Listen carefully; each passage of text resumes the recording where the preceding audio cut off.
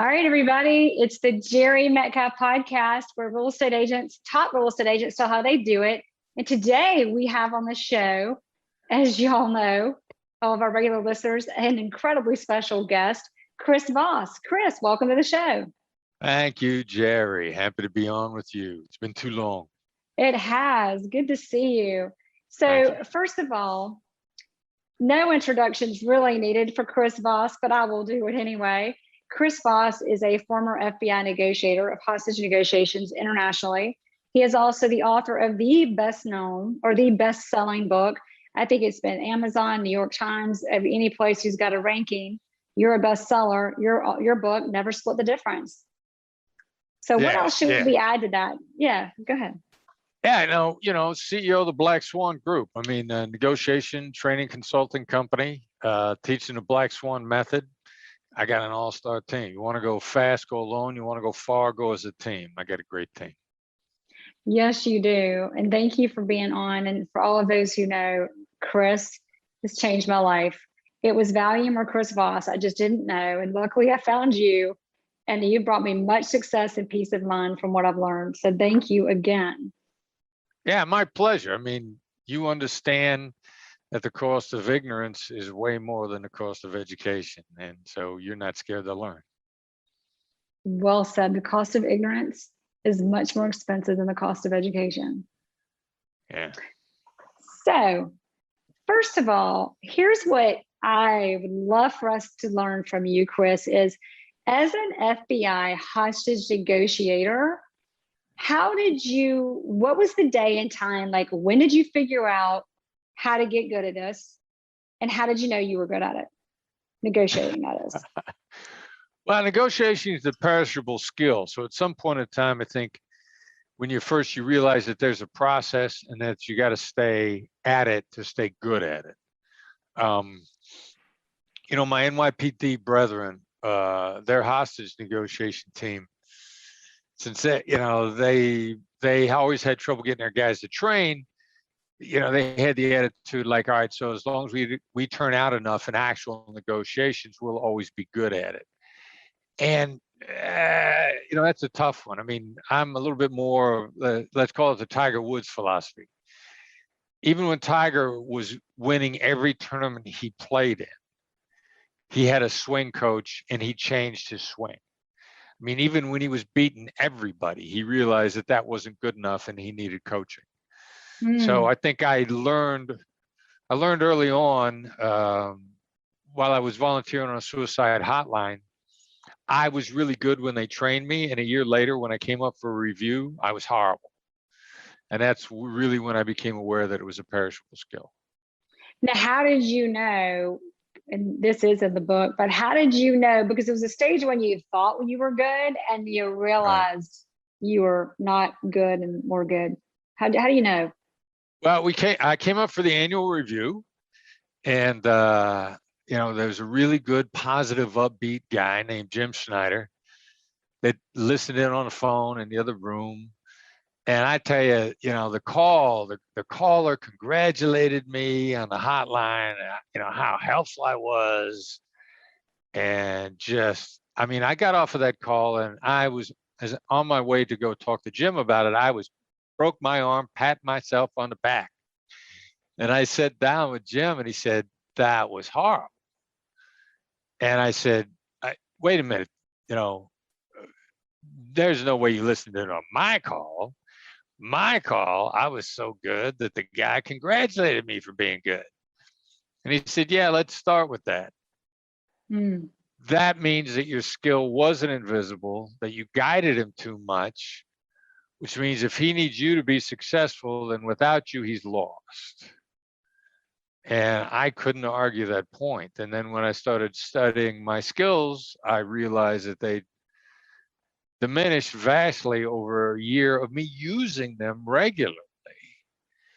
Wow. Which is, the deterioration is just really invisible. And then your success is, when you're really good at it, it's invisible. Like people that are listening to you negotiate, if they don't know what they're listening for, all they know is like, wow, that really worked out, but I have no idea why.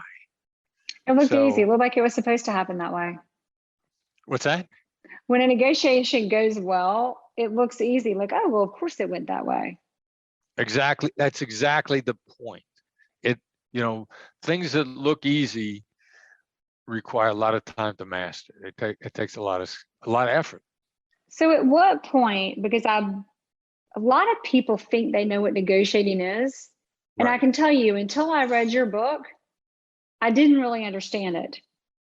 At what point did that pivot for you, and how did you know?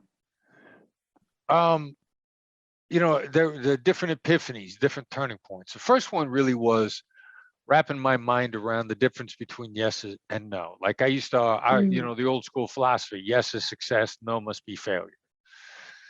And when I was teaching at Georgetown at USC in the MBA programs, my setup question was, if yes is success, then what is no? And universally, people would say failure. And my response would be, who says yes is success? And it's, first of all, yes is not success in its best incarnation. And I was listening to a documentary on Mideast peace negotiations in the 90s called The Human Factor. It just came out. The only place I've seen it is on airplanes yet. It's not on Amazon or anyplace else. But the negotiators, academically trained, intellectually sound, look back on their failures and they say, wow, we ignored the human factor, what we would now call emotional intelligence. And then one of the negotiators said, I think everybody at the table, when they said yes, nobody realized that was only an aspiration. Like they had no idea how to accomplish it. So yes, in its very most honest and best incarnation, with people being as genuine as they could possibly be, is only an aspiration. That's why in a Black Swan group, we've always taught yes is nothing without how. That's a tacit recognition that an aspiration without implementation will never be fulfilled. Yes is nothing without how.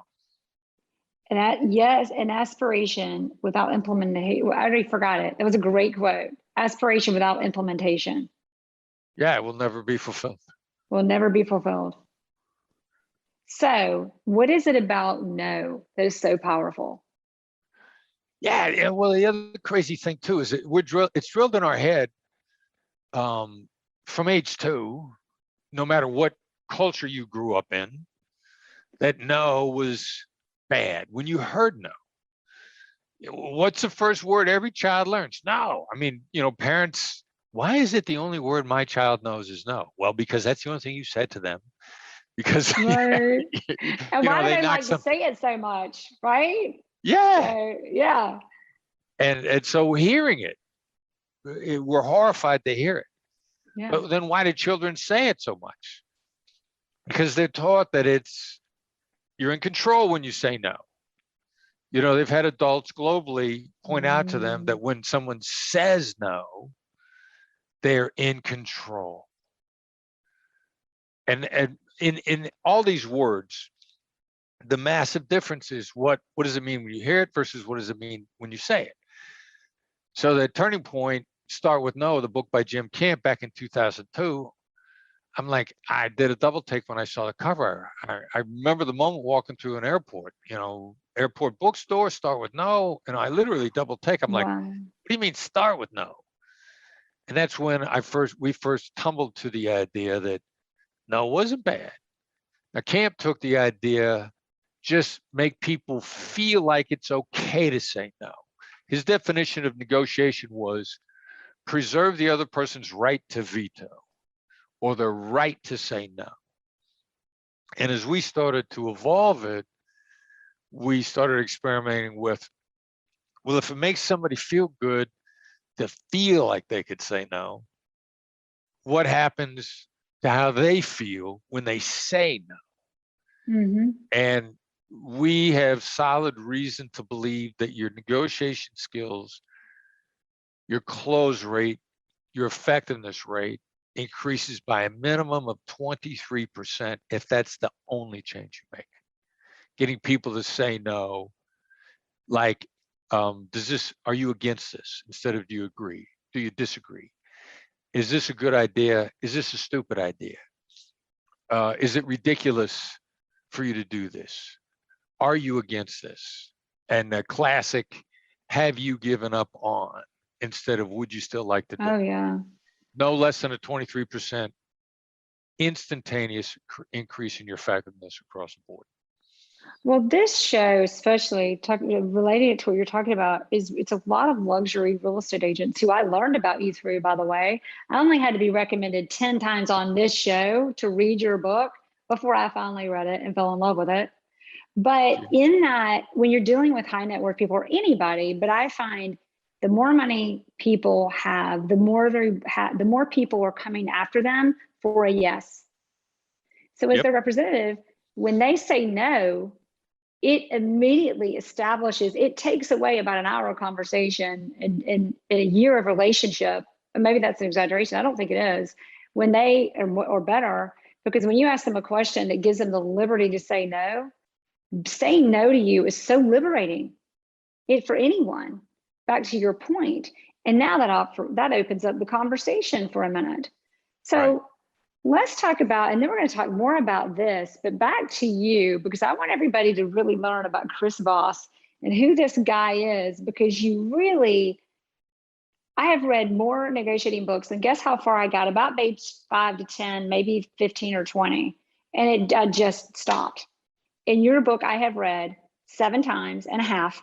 Wow. And talking to you, I need to read a few more, because it's literally life-changing, everybody, like literally life-changing. And so there's you have something that no one else has been able to articulate, express the way you have, and even do it the way you have. I mean, let's go back, if you will. When you took that, this is in the book, but I think it's relevant.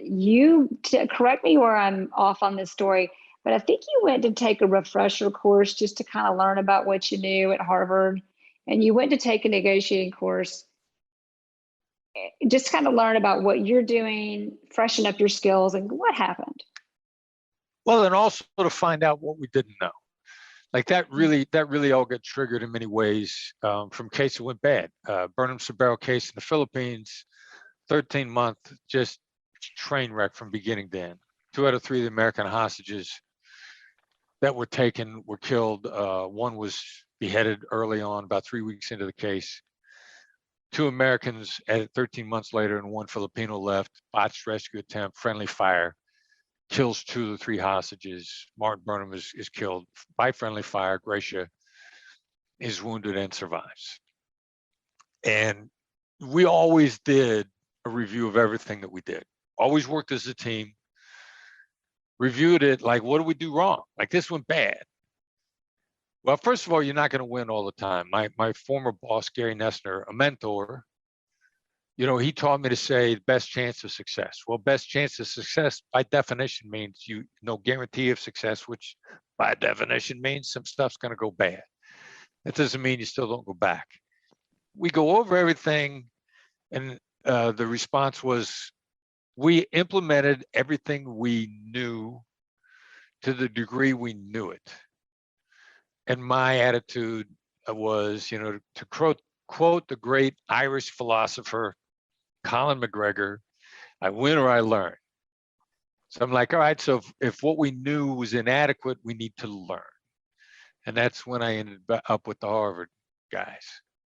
Wow, interesting. Now, what did you learn? Well, what we really learned was our dynamics applied to everything. I got up there and I interacted with some really gracious, generous, smart people. Bob Mnookin, the head of the program, Sheila Heen and Doug Stone. Sheila and Doug have both written a book called Difficult Conversations, which is on our list of 12 must-read books for experts. And they said, you're doing the same stuff we are. It's just that the stakes are different, but the dynamics are all the same. And so, first of all, that was gratifying, because I thought the hostage negotiation, like, that's its own animal. But business and personal life, that's got to be different. I got to learn what's different. And they said, no, it ain't different. If we've been teaching this, we know what we're talking about. It's not any different. So there was a lot of validation there. And then I learned a lot about psychological attitudes. I think those guys really started to turn me on to data and the fact that in the early days of emotional intelligence and figuring out exactly what it was, like I can remember Sheila Heen in a specific lecture pointing out that without the interplay of emotions, that human beings can't make decisions, because you make a decision based on what you care about, which makes decision making by definition an emotional process. And a lot of people want to argue with me over that. But nobody wants, they say, I'm not emotional, I'm rational. Well, so what you're telling me is your decision making has nothing to do with what you care about. And nobody will ever, they were like, well, of course. Oh, what a well, great then by answer. definition, it's emotional. And by the way, it's scientifically proven if you don't have an amygdala, you can't make a decision and you can't hold a job, because that's where your emotions are and how you make decisions. Completely. But think about on two ends of what you said, everybody. I tell you, on the one end, you could cut out a lot of time when you understand it's the emotions that are making decisions. When you start sharing spreadsheets and facts, until they feel like you've aligned with them and you're hearing them, they don't hear the spreadsheets other than to call you an idiot and decide your spreadsheets are wrong, regardless of what they are. Yeah. Right?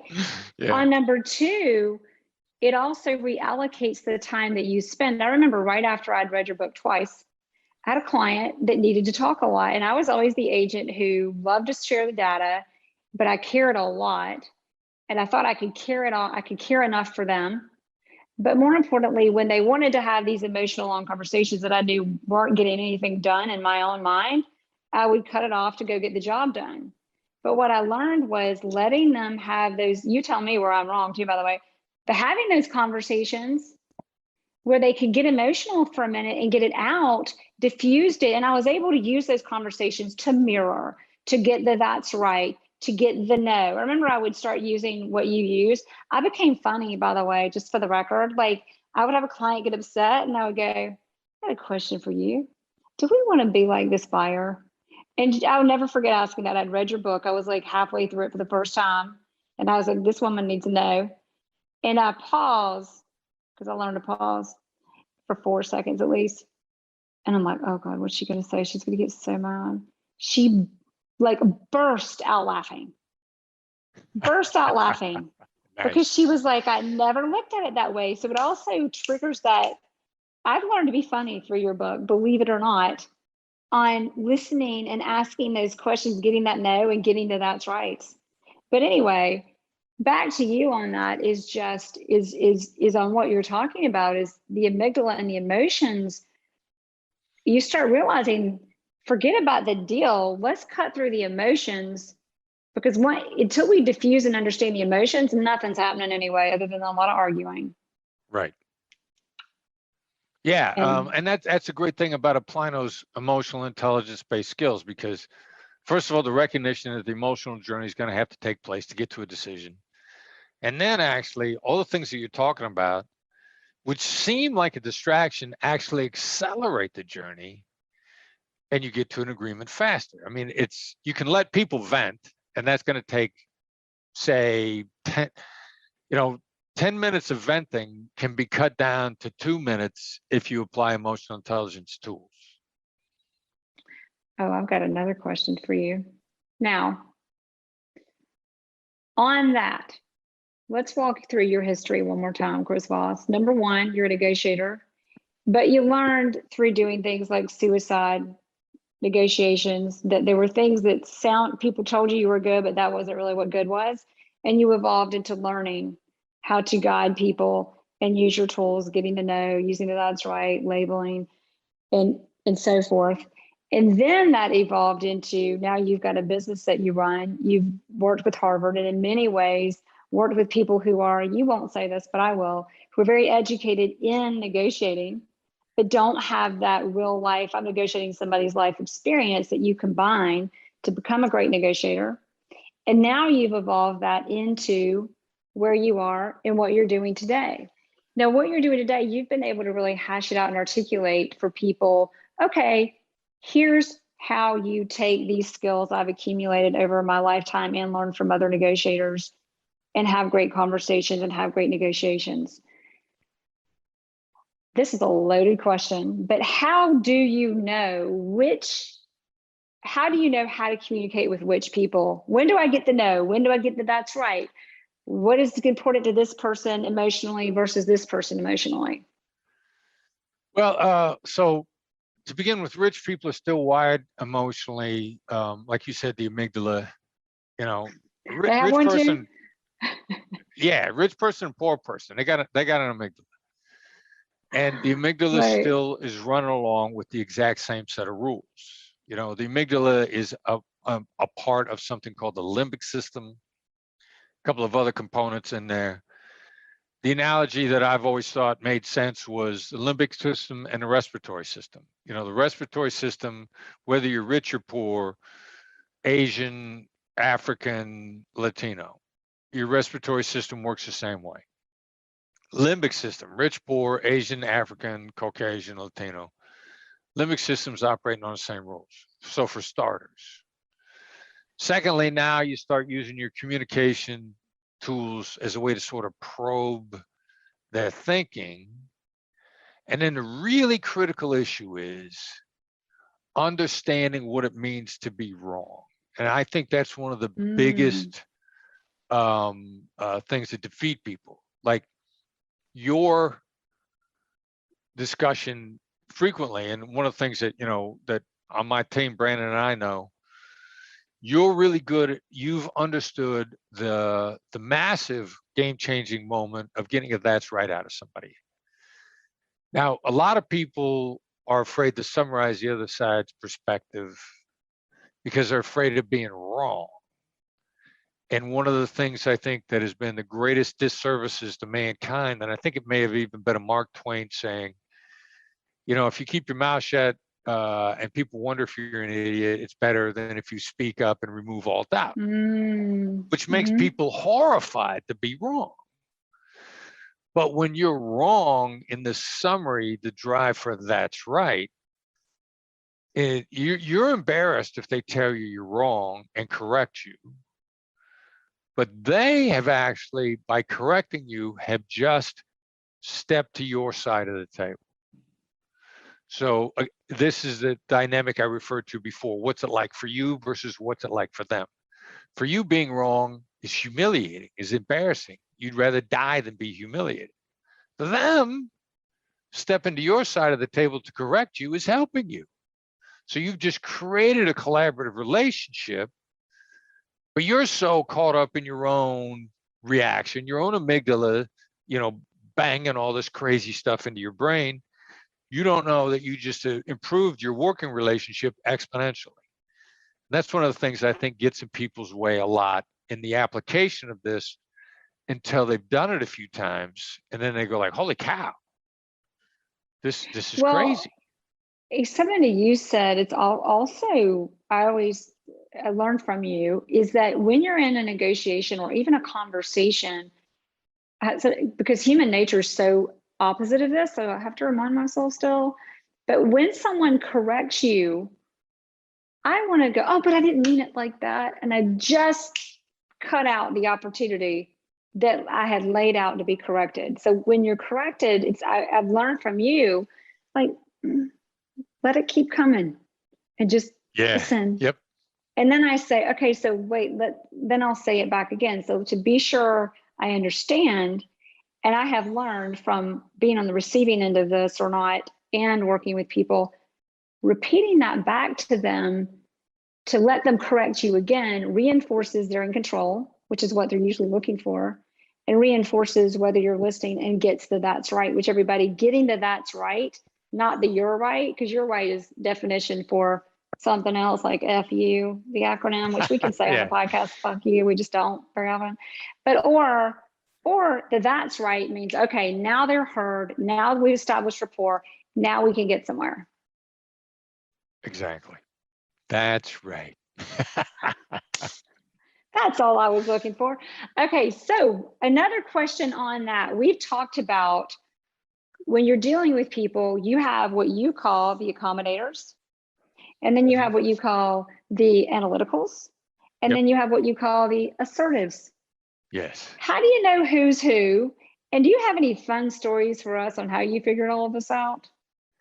Yeah, it could be tricky. And here's what'll be tricky about it. The analysts and the assertives will occasionally masquerade as accommodators. Like a accommodator's pleasant, happy-go-lucky, jovial, fun to talk to. The analyst, highly analytical, love to think. Now, someone who feels distant, who feels cold and distant in their interaction, those will only be analysts. The analysts will only feel cold and distant. They're thinkers. They're introspective. They love having time to think. They're the kind of person that if asked a question wants 36 hours to think it through before they answer. No, none of the other two types ever look like an analyst. Great thing about an analyst is give them a chance to think. They love it. Shut up. They love it. They don't want to be overwhelmed by talk. They want to think about what you said. They hate disagreement. Never say to an analyst, I disagree. Now, you could say, I've got different data. Let's compare data. And they will go, okay, because they got massive amounts of data because they analyze so much. And they're happy to share their data. They just don't want their time wasted. If you're not going to listen, they're not going to share. And if you're talking all the time, you're not going to listen, which is why they won't share. Now, the assertive, you and I are both natural born assertives. And we're the one who's more than likely, we see ourselves as direct and honest. Look, I'm just direct and honest. If you think I'm blunt, that's your problem. I'm being nice to you by being honest. And I can remember a couple of years ago, and I'm not taking any position politically. There is not a politician that has done things that I both like and both dislike. I don't care. You pick one. I guarantee I'm gonna tell you stuff I liked and stuff I won't, because that would be a terrible rabbit hole. But yeah, anyway. But I mean, I'm agnostic. Yeah. So Ivanka Trump talking about her father, Donald. She said, my father's just direct and honest. If people think he's blunt, that's their problem. He's just direct and honest. Donald Trump's a natural born assertive. Oh, yeah. So someone who comes off as, if you feel like you're getting hit in the face with a brick, which is how someone once described me, that's an assertive. You'll never feel like you got hit in the face with a brick from an analyst. You'll never feel like you got hit in the face with a brick from an accommodator. Interesting. Now, the other two types will frequently masquerade as accommodators because the other two types have learned how much faster they can get a deal and how much less friction they create by being someone who's pleasant. Now, my daughter-in-law, Maya, the director, our director of marketing, chief of marketing, forgive me, she comes off to everybody as an accommodator. She laughs and she giggles and she's so lighthearted and she is a dead-on analyst. But she's so smart, she realized how much more effective she is with a pleasant demeanor and has taken her pleasant demeanor to an extremely high level. Interesting. And everybody comes back and like Maya's got to be an accommodator, and she's cut some of the biggest, most profitable deals in the company's history. Davy Johnson, another female woman, our director of business development. Davy has this delightful, positive, upbeat demeanor. She would masquerade as an accommodator. I'm completely convinced that Davy isn't. She got significant doses of assertive and analyst in her. She's a big thinker, but she's very assertive. She's so doggone pleasant, you would never know. Yeah. So the other two types will occasionally masquerade as the accommodator. Interesting. And that's sometimes people run into trouble because they miss that mix. So how do you know who's who? I mean, you kind of tried to explain, I guess that's what you were explaining, but analyst is analyzes, but if they're so happy and they seem accommodating, how do you know they're really an analyst? Well, give them a chance. You go silent on them. When you go silent, an analyst is going to appreciate the silence and they're going to go silent. So, that's going to, because they're going to think, they're going to want to think, they're going to love silence in the interaction. The accommodator will not shut up, neither will the assertive. So, you've tossed one out. Now, what does a person come back to you with? The assertive is going to come back to you with more useful information when you give them the opportunity. They're going to be very precise. They're going to be very clear in what they want. That's fantastic stuff. Another reason to go silent with an assertive, because you need that information. The accommodator is going to come back at you with a lot of interaction, and you're going to realize that none of it really did you any good. Like you got no clarity on any issues. You didn't advance the ball. Your process did not move forward in any way. They will have focused on pleasantness and delight, and that's easy to miss because you enjoyed the interaction so much. But afterwards, you're much more likely with an accommodator. I describe them as squishy. My word is squishy. We're squishy on the details. So how do you get anywhere with them? Yeah, how do you get anywhere with an accommodator? I always thought I was an accommodator, but I'm definitely not. Thank you.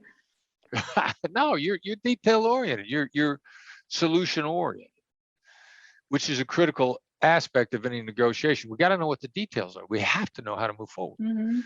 How do you get that out of an accommodator? You got to focus on what and how questions. What's the problem? How do we move forward? A what question is principally designed to uncover problems. Principally, not exclusively. A how question is principally designed to create implementation. Principally, not exclusively. If you even realize that those two words are better for those things, then you could say, what's the problem? How do we overcome it? So what gets information? Go ahead. How implements? Right, exactly. Primarily. And even knowing that helps shape your thinking on how to build the question. So analytical, they seem kind of like they just want to stay in their little cocoon and never come out. So how do you get anything out of an analytical? Really good question. That was one of the things that we discovered, Brandon and I did, in building out the Black Swan method, because we were stymied by the analysts not talking. And one skill from the FBI skill set that we thought least applied was what we referred to as labels. And then we discovered that labels get analysts talking because there's a freedom of response there.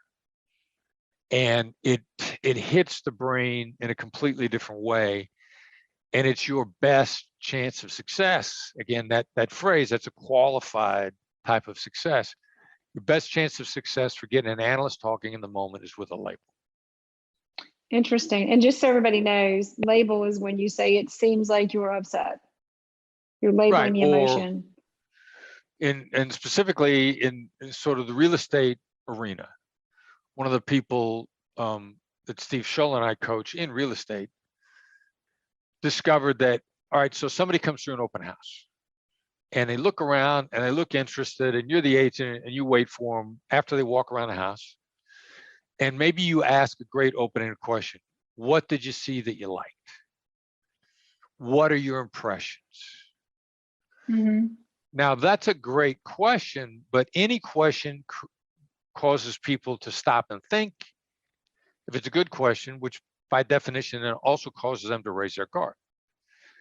And when the agents that we were coaching switched from what did you see that you liked, and people would go like, oh, well,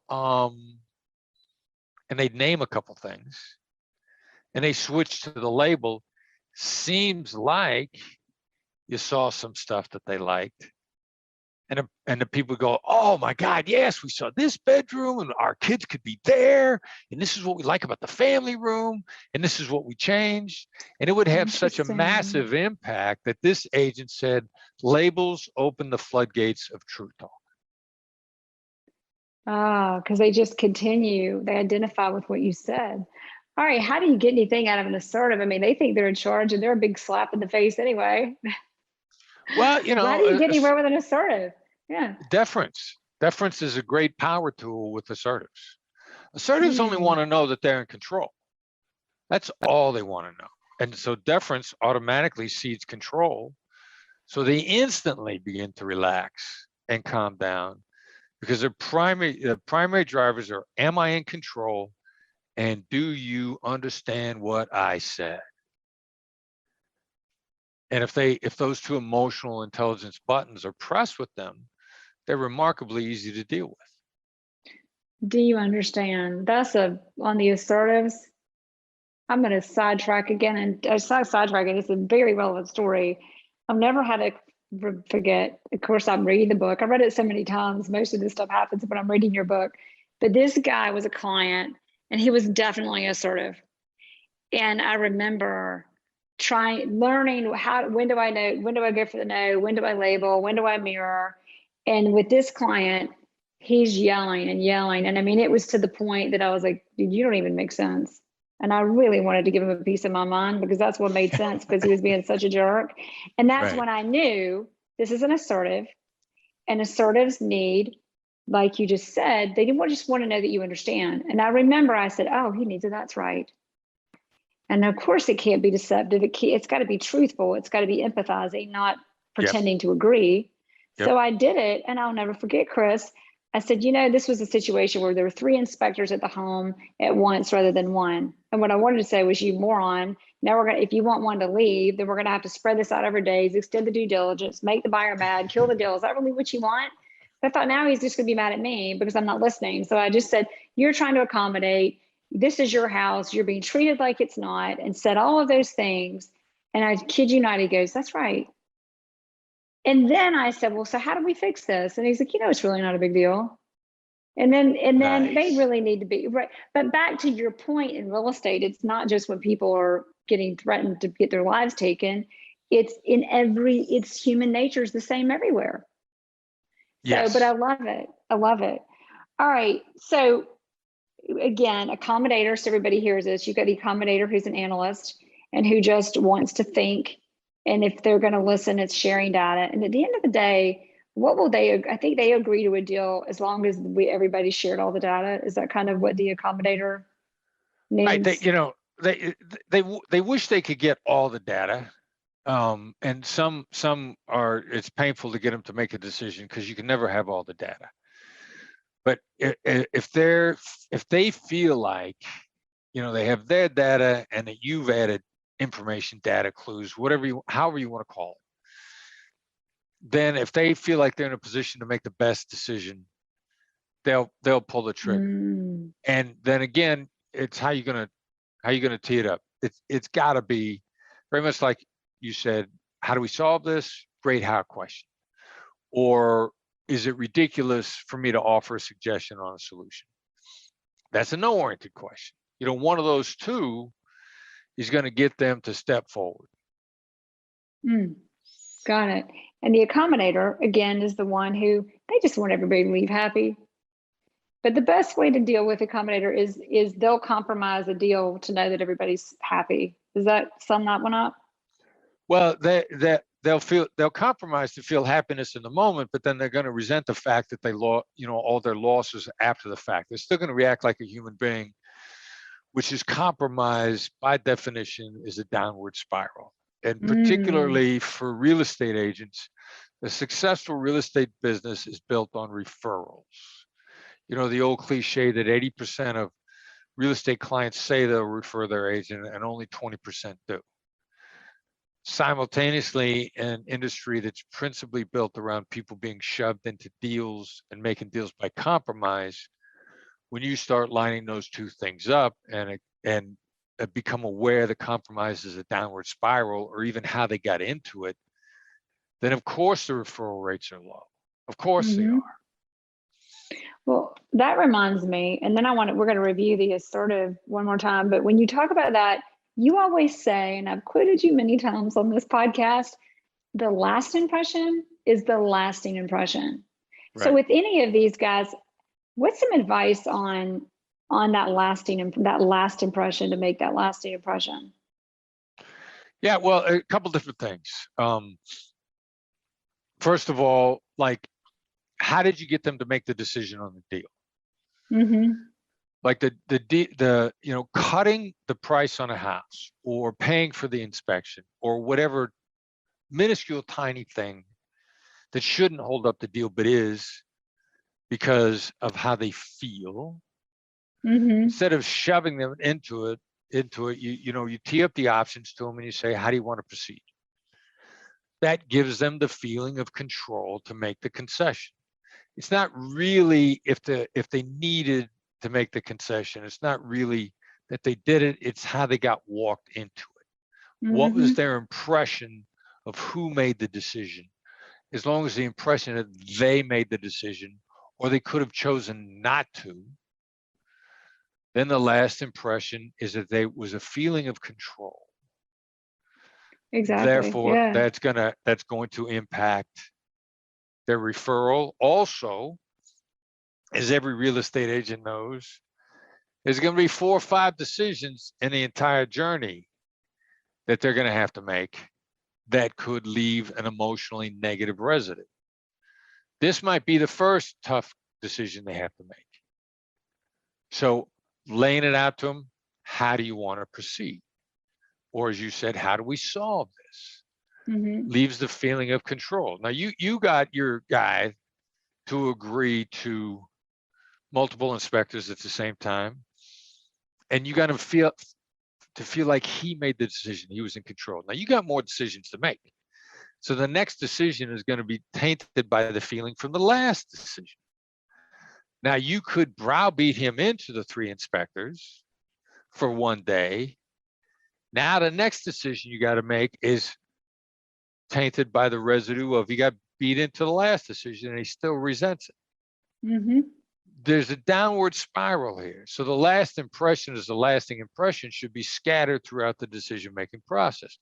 First of all, just let them feel like they made the decision. How do you do that? Exactly. With a what or a how question?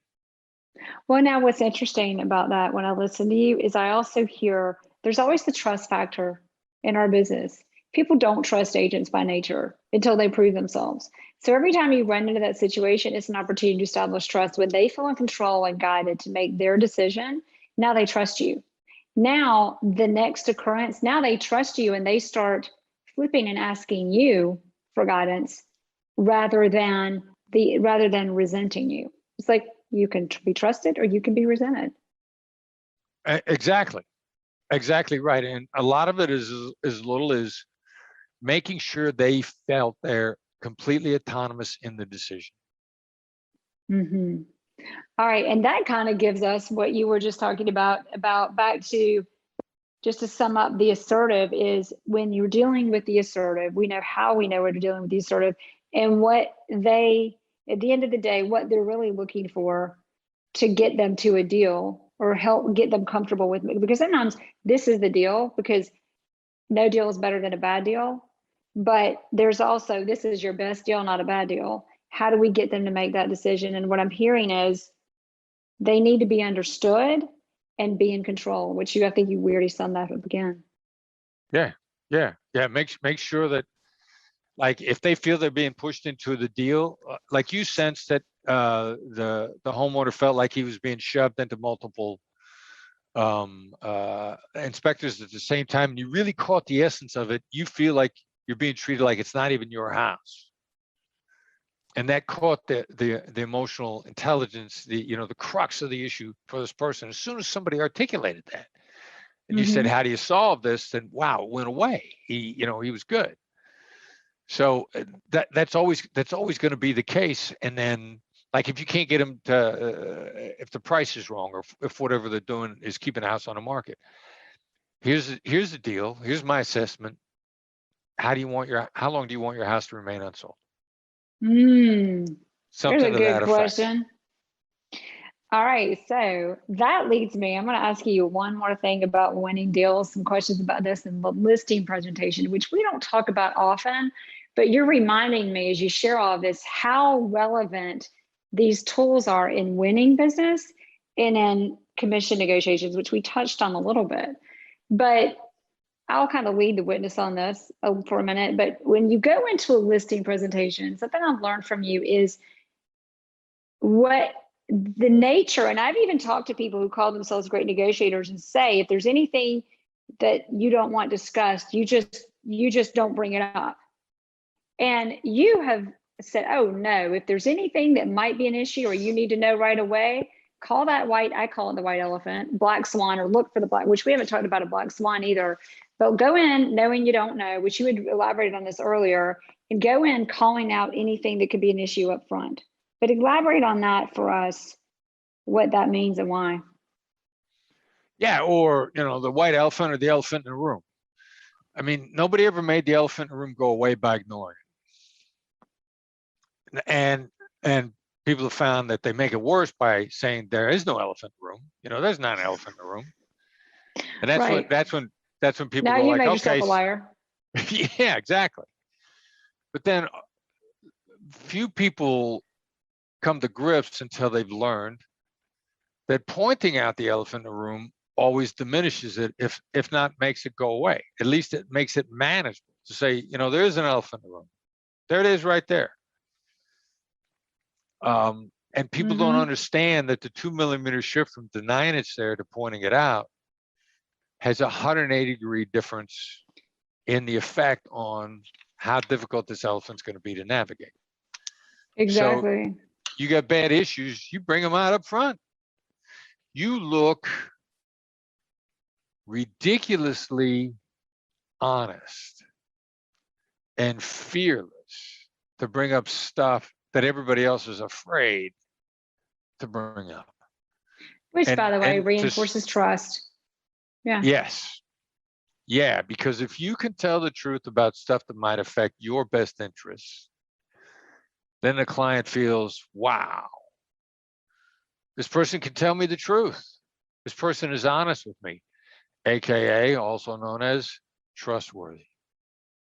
And let's talk about some examples going into, and I know other agents who have also worked with you, so I get their examples and I've got examples, but one is, and I love this one is when you make this decision, is the most important thing going to be what the commission rate is? Great question. Because if the answer is still yes, you better get out of there or figure something out, or just you can make that decision real quickly because it's better. What do you say? It's not a sin to take a long time to get it. Wait, no, it's not a sin to not get a deal. It's a sin to take a long time to not get a deal. Exactly. And in anybody in any industry that has been pinpricked to death enough times by taking a long time to not get the deal, the first time they hear that, they always go like, amen, because they've lost so much money taking a long time to not get the deal. Exactly. And then I'll share one more that I've learned these from you and other agents is very often, especially these days, a lot of people, the market's hot in most markets, multiple offers. Agents are dying to be the one who gets it. You finally get the contract and now you're negotiating and repairs come up. And the client says, well, how about you pay for that? Or if I pay for half of it, how about you pay for half of that? And the response is, sounds like you want me to pay for the repairs. Best one ever. You're labeling. And like, nice. I don't even want to publish this because it's just, but it's honest, true, is because when you call it out, it's, oh, right. No, they realize, they hear what they're doing. You're labeling what they're doing, and then you can talk, you're calling out that white elephant, and we can talk about it. We can talk about it. Right. And see, that's not an agreement or disagreement, which is exactly what empathy is by definition. Empathy is the demonstration of understanding. And neither agreement nor disagreement. And the label that you just put out there is completely in neutral territory. You're not saying you won't do it. You're not saying you will do it. Where you are is demonstrating an understanding of their articulation, and in many ways, providing yourself as a great sounding board so that when they hear it out loud, then they go like, yeah, now that we're both talking about this out loud, that does sound stupid. Right. Or another agent you've heard said one time, he had a client ask him, and the answer was no, for a commission to apply to pay for repairs. And he just said, you know what? I bet you think I'm really greedy. Ooh. And completely 180 the conversation, changed the subject. She got off the phone, and it was like, okay, you're right. Which you're right. We know what they say about you're right. But in the conversation, it helped put that white elephant out, show it for what it's worth. And the same thing for mirroring. I remember I was listening to and then we'll ask you more questions, but I love sharing these with everybody. I was listening to your book. This is the first time. And I think it was talking about analyticals. And I didn't realize it until then I had an analytical. And they called, and this was one of my maybe 2 clients in my 18-year career that literally when their number came on the phone, my heart rate would go up. Right. And I saw the name and my heart rate literally went up. And I'm like doing yoga and meditating twice a day, by the way. I mean, I took some pride and I thought, well, maybe I'm not that great at this. But I remember I picked up the phone and there was yelling on the other end, and it was yelling and yelling and yelling. And I heard, you got to send to this. Well, that just wasn't true. Wow. And I thought very quickly, much more quickly than we can speak, Chris Voss, first of all, when I answered the phone, I said, well, Chris Voss could handle people, negotiating with people who want to kill people. The least I can do is talk to these people who just want to buy a house. And then I got on the phone and she said that. And I said, well, Chris Voss would say to mirror this, but this woman's going to lose her mind when I just repeat what she said when she's this mad. But what have I got to lose? I don't think she can get any worse. And I said, I got you into this. And I remember that was the longest count to 4.5 of my life, because I did not say another word, because when you mirror and you say anything else, you killed it. 1001, anyway, I was eternity, that count to 4. And she goes at 4.5, you know what? You're the only real estate agent we've ever trusted. Nice. And then she started venting about what happened. And then I said, so, and I mean, this was one of those conversations that I realized this is where you let the time occur to diffuse the emotions, get to the truth. And when when the client's emotional and talking, they're giving you information and they're trusting you, and they're giving you a lot of what's needed. By the end of that conversation, I got a solution out of her. And all I said was, the entire conversation, I said 3 words, repeating what she said, and got to a solution with that little bit of verbiage. And it was in the old me, had I not been listening to your book in my car, going wherever I was going, when that phone call was made, I would have been defensive. And I learned from you, never be defensive, never be sad. I would have been defensive. I would have explained it. I probably would have argued with her. She would not have trusted me. We would have gotten nowhere. And I don't know what would have happened, but it wouldn't have been pretty. Right. So. Yeah, it's crazy that a simple little mirror like that can just 90 degrees in a new direction. Good. Nice job. Nice job. Now, final 3 questions. Unless, is there anything else we should add to this while we've got you before I do our final 3? No. I'm good. I'm loving how this is going. So, final 3. Number 1 is now I already have the answer to this, but is there another book? Because your book is still the book, but what is the book that we should read that has changed your career? Should we talk about Never Split the Difference, or should we add something to that? Well, A little bit has to do with kind of where you are. One of the things that when the Black Swan, we're teaching the Black Swan method, and my team and coaches, we'll meet you where you are. So we got a list of the top 12 books for expert negotiators. Now, I don't think any of them are negotiation books, except maybe Camp's Start with No. Are you trying to increase your ability to learn faster? The Talent Code by Daniel Coyle, great book along those lines. How do you cultivate a mindset that makes you smarter? Stephen Kotler's books, The Rise of Superman and Stealing Fire, is very much about the mindset of flow. Will help you start to learn that it's not emotions that are bad for decision making, it's negative emotions.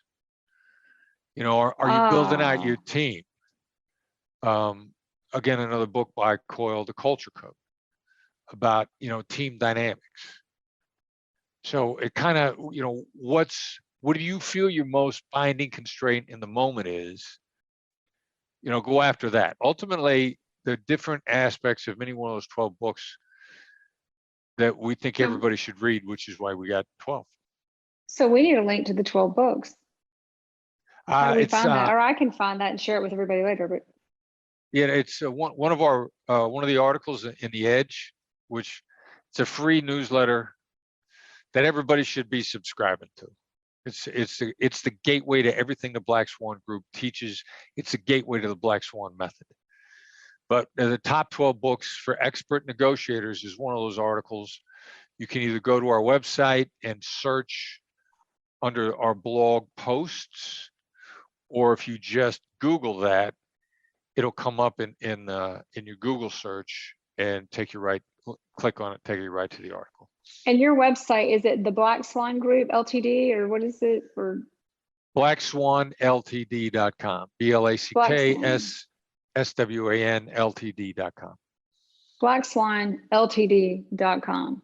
All right, next question. What do you think has been your biggest resource in your success in your career? And what do you think it is of other agents? Wow. Like my biggest resource really overall is my team.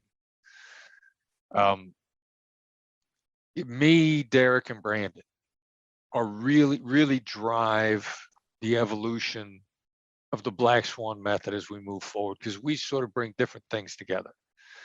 Like I read more than anybody else does. So I'm bringing in more of the ideas from the reading on neuroscience, team building, wherever we're getting it.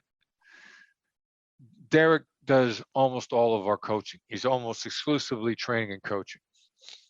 He's got a great feel for coaching. Brandon coaches a lot, but Brandon actually cuts a lot of our deals. And so Brandon will, in many cases, discover the new combinations. Like one of the things that we've recently added to our skill set is something we call thought shaping questions. Brandon came up with that in the moment because he's constantly applying the skills, and his skills don't deteriorate because we're constantly talking about them as a team. So really, each one of us brings stuff up in a different way. And I think it's one of the advantages I have over my Harvard brothers and sisters. IQ. I mean, there's no question that everybody that teaches at Harvard, whether in a business school or law school, their IQ is far in excess of mine. But the data they're drawing from on negotiations is not every day in a real world. Like they're teaching negotiations to full-time business school students or full-time lawyers, neither of whom are negotiating business deals every day. So our data that we're pulling our learning model from, we're much more wired into day-to-day success than anybody else out there, because we're coaching day-to-day success. People are getting life-changing deals on a regular basis. So, my learning really comes from my core team, and then where we're drawing our experiential data from which each and every day we're tapped right into the real world and coming up with better ideas. Now you talk about, just to revisit one more time, Brandon, who was your son and who was a big part of Black Swan Group, who helps to cut and negotiate many of the deals that you do in working with others. But you said thought shaping questions. Yeah. Yeah. Like basically, our calibrated questions, a what or a how question, having an instinct that there's one more emotional obstacle that needs to be diffused when you ask the question. So it's typically, we got an approach we use to get free hotel suite upgrades. So with enough tactical empathy, when you walk someone up and you get them ready emotionally to listen to your ask, what's the last thing in their mind for them to pull the trigger? What kind of trouble are they going to get in if they give you a free suite? So the thought shaping question at the end will always be, how do I get a free upgrade to a suite without getting you in a lot of trouble? And so Brandon came up with that, and I can't remember whether it was an upgrade to a suite or an airplane ticket change, or whether he's it might have been when he was at the DMV, because he loves to go to the DMV and cut the line. So, right? Like, does this guy have a conscience? Yeah, so he kind of like says to the DMV person, like, how do I get you to help me right away without having everybody in the facility mad at you? And the DMV person will consider whether or not they can deal with people being mad at them, and then they'll go, all right, stay right where you are. I'll take care of you. Wow. I love that. So again, so those are thought shaping questions, is asking the collaborated question followed with the next kind of emotion you're going to need to diffuse to get to the solution. Yeah. What are the ramifications that they're afraid of before they collaborate? You got to shape that thought, drop it into your calibrated question. Wow. Well, no matter what, there are two things I find that, well, first of all, number one, when I read your book 8 times, 7.5, whatever, was, by the time this is released, it'll be 9, but was, in the first 7 I read in a little over a year. So restating, your biggest resource in your success has been your team. You are the guy reading, getting information, the FBI, well, Derek's also an FBI negotiator, but you've reading, bringing information, bringing ideas. Now you've got Derek at the table, who is really honed in on coaching and quite the expert. By the way, he's in Atlanta, everybody. And then number 3, you've got Brandon, who is the guy who is not only coming up with ideas, but he loves to negotiate, loves to basically make deals. And in having a team, you've got a lot more team members, but you have the 3 of you centralized, bringing things together through ideas, through service delivery, and then with Brandon through negotiating and bringing in deals. Yeah. We each kind of bring in a different arm, and then we're just, we stimulate each other's thoughts, and we breathe this stuff. We're boring because it's all we want to talk about, and we love talking about it. Even when we're socializing, if we get the chance to get together for beer and a bourbon or a steak and a bourbon, we're gonna talk about negotiation. Exactly. I love it. I love how you talked about too, that you guys are you're practicing this in the field so that you're keeping the sword sharpened, or keeping your skills sharp and knowing what you're doing and reapplying it all the time, over and over. Yeah. And the people that we coach, at some point in time, there's a concept that was staring us in the face for a long time, but we didn't realize we were doing it. It's sort of a martial arts concept, Shu Ha Ri. Shu is basic beginner stuff. Ha is when you're freelancing a little bit. Shu is do it exactly word for word as we told you. And Ha is, all right, so I've applied it a little bit. I'm going to freelance. I'm going to start to pick up information from other masters. Now, fortunately, we have multiple masters within a Black Swan group. And then Re is when you're at the top of your game and you're actually making up your own rules within the context of what you're doing. And one of our coaching clients, we're doing this Facebook Live thing earlier in the year. And he says, yeah, you got to make sure you gather data with your eyes. And I went like, wow, I never heard that before. Mm-hmm. And I said to him like, wow, I love that. I'm going to write it down. I'm going to give you attribution. I never heard that before. Where did you get it? And he said, I'm sure we heard it from you guys. And I said, no, because I didn't remember it. But he's at the stage where he's always thinking about it. He's got another member on his team that they talk about it all the time, and they're making up their own rules within the context of what the Black Swan method is. So that's really cool. Also, they're kind of at the level where our team is. They're feeding off each other's knowledge and just really using a Black Swan method to make themselves happier and growing and growing. Growing and learning from the information, which is what I find myself doing. So shoot exactly as it is when you're learning it. Ha, you're picking up from other people, becoming better. And then, you know, we assertives love this. Re, shu ha re. And re is when you're coming up with your own rules because you become such a master and there's such clarity into what you're doing. Yeah. All right, now, last but not least, if there's one thing you hope all of us listening take away from this conversation and from you today, what would it be if we forget everything else? You're not going to make every deal. And as a matter of fact, there's a lot of deals that you will never make. Be willing to the ones that your gut instinct tells you you may never get, or they're just going to be so painful. Start pivoting and walking away from deals. Pay attention to the type of person you never get to deal with, and then start walking away from that type sooner.